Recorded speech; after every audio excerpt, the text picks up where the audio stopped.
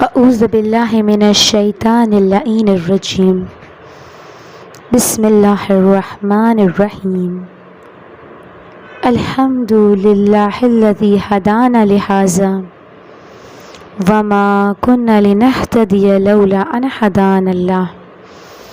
عزیزان محترم، خدا نے انسان کو خلق کیا ہے۔ خدا خود کہتا ہے کہ میں نے ہر چیز کو جوڑا جوڑا خلق کیا ہے۔ خوب مرد اور عورت کی ریکوائرمنٹ ہے، اس کی فزیکل نیڈز ہے، اور اس کے لیے خدا نے حلال رشتے بنائے ہیں۔ شادی، ازدواج، عقد جو ہے وہ حلال رشتہ ہے۔ اس حلال رشتے کے بعد کہانی صرف یہاں پہ ہی ختم نہیں ہو جاتی، پھر آنے والی نسل کی پرورش ہے، اور یہ پرورش حلال وطن ہی میں ہو سکتی ہے، یاد رکھے گا۔ اب اگر کوئی شادی کر رہا ہے تو یہ نہ سوچے کہ شادی صرف ایک مقصد کے لیے ہے، نہیں، کیونکہ اگر ہم زندہ ہیں تو ہمارا امام زندہ ہے۔ اگر کوئی مرد لڑکی ڈھونڈ رہا ہے، کوئی فیملی اگر کوئی لڑکی ڈھونڈ رہی ہے، تو وہ یہ دیکھے کہ وہ صرف ایک خاتون گھر میں نہیں لا رہی، بلکہ آنے والی نسل کی ماں کو گھر پہ لا رہی ہے، اور یہ وہ ماں ہوگی جس کی گود میں امام زمانہ کا سپاہی پلے گا۔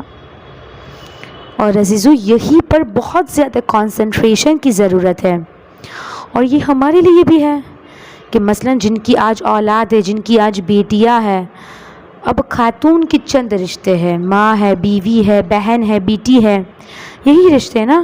تو ان سب رشتوں میں کہیں نہ کہیں کوئی نہ کوئی ایلوکیٹ ہو رہا ہے۔ تو ایک خاتون کی ذمہ داری کیا بنتی ہے کہ ہم ہر رشتے کو ایک ساتھ لے کے چلے، بیلنس کرے، اور ایک ساتھ لے کے بھی چلنا ہے، اور ساتھ میں امام زمانہ کے لیے کام بھی کرنا ہے۔ آج خاتون کی یہ ذمہ داری بنتی ہے۔ عزیزان محترم، کیونکہ معاشرہ بہت خرابی کی طرف جا رہا ہے، بہت تیزی سے خرابی کی طرف بڑھ رہا ہے۔ یاد رکھیے گا، کوتاہی ہم سے ہو رہی ہے۔ ہمیں اپنی آنے والی نسل کے لیے خود سوچنا پڑے گا۔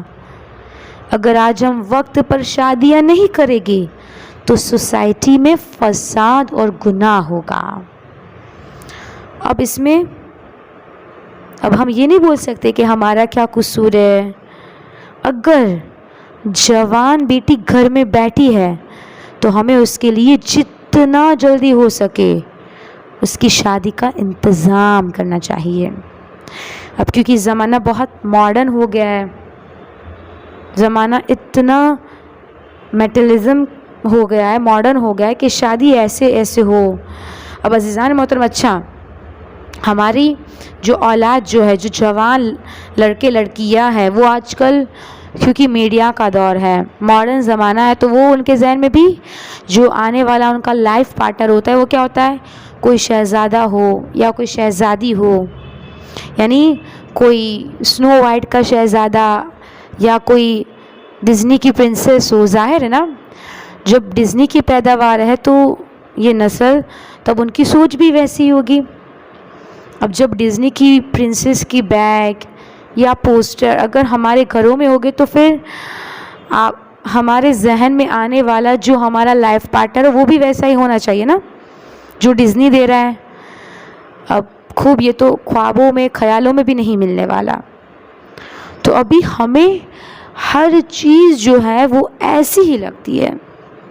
تو دیکھیے، ہم مسلمان ہیں، ہم اہل بیت کے ماننے والے ہیں، ہمارے لیے اہل بیت کی زندگی سیرت ہونی چاہیے۔ ہمارے گھروں میں جو شادیاں ہوتی ہے، اب شادیاں بھی ہماری اپنی مرضی سے ہوتی ہے، ساری ہماری جو شادی ہے وہ بھی ہماری مرضی سے ہوتی ہے، یعنی جو ہمارا دل چاہے اس میں ہم کچھ بھی کریں۔ یعنی عزیزان محترم، جو کوئی اگر نصیحت بھی دینا چاہے نا تو کہتے کہ بھائی اب ہمارے گھر کی ایک بیٹی ہے یا ایک ہی بیٹا ہے، اب یہ نہیں کرے گے تو لوگ ناراض ہو جائیں گے نا. اور پھر قصیدہ بھی کیا پڑھوانا ہے؟ علی کے ساتھ فاطمہ کی شادی. قصیدہ یہ پڑھوائیں گے مگر عمل ان کی سیرت پہ نہیں کریں گے. خوب یہ سچائی ہے، یہ المیہ ہے کہ ہمیں اس کو تربیت نہیں کرنی ہے، آپ اس کو تربیت کریں. مولا متقیان کی جب شادی ہوئی تو رسول خدا نے کیا حکم دیا؟ علی، روغن اور کھجور یہ آپ کی ذمہ داری ہے، گوشت اور روٹیاں میری ذمہ داری ہے، آپ یہ ارینج کریں، میں یہ ارینج کرتا ہوں. مولا کائنات روغن اور کھجور لے کر آئے تاکہ اس سے شیرینی بنائی جا سکے، سویٹ بنائی جا سکے. رسول خدا نے خود اپنے ہاتھوں سے جو ہے وہ مٹھائی بنائی. ایک جگہ گوسفند ذبح کیا گیا، روٹیاں تیار کی گئی اور کہا کہ علی جاؤ مسجد میں جا کر اعلان کرو کہ لوگ کھانے پر دعوت میں تشریف لائیں. اب مولا متقیان جا رہے دعوت کا اعلان کرنے کے لیے، لیکن مولا یہ سوچ رہے کہ کھانا تو تھوڑا سا ہی ہے، اتنے سارے لوگ ہیں تو کیسے ہوگا. بہرحال مولا نے اعلان کیا، ساری مسجد آ گئی، سب مسلمان آ گئے. اب مولا متقیان کے اندر یہ ہے کہ سب تو آ گئے، شاید کھانا کم پڑے. رسول خدا مولا کی دل کی بات جان گئے، پہچان گئے مولا کی بات. کہا علی آپ گھبرائے نہیں، خدا تعالیٰ اس کھانے میں برکت دے گا. اور روایت کی جملہ ہے کہ تقریباً 4000 لوگ، 4000 لوگ آئے اور اسی کھانے سے کھا کر گئے. یعنی یہ برکت ہے ایک شادی کی، نکاح کی، کھانے کی. اب اس میں پوائنٹ کیا ہے؟